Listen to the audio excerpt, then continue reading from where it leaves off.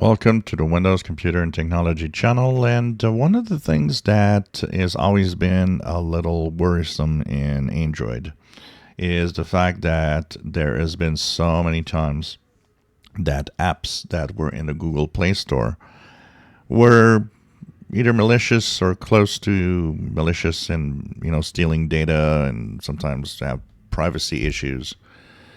And of course, that meant that sometimes you would download something that looks like, an interesting app that you want, but it ended up being a bad app. So Google has announced that Android will now have a increased Google Play Protect feature. They say that now it's being boosted so that it will actually in real time always look at every single apps, even the ones that you download, APKs or the packages that you download outside of the Google Play Store. Everything will be constantly monitored. And this is an example of what you'll see here when a scan is done. So it will scan the app. It will then give you a warning if something is not right. And this will apparently increase the security of our Android devices. So that's a good news, I think, because there's so many things that,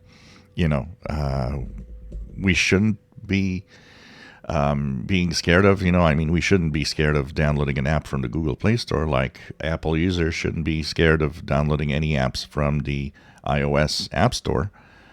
So I think that, they still needs to screen the apps correctly and make sure that we're safe, but increased security here is not a bad thing. And I think this actually is a good thing for those that will sometimes download or sideload apps with their APK packages. For example, I do this on some of the devices because there's some apps that sometimes just don't show up in the Google Play Store, but they still could work on your device. So sometimes it will happen that I will get a specific app, APK, because I know it can be installed, but I just know that it doesn't show up when I search for it on the Google Play Store sometimes. So I think this is a positive move, and hopefully will protect us a little more on our tablets and phones on Android.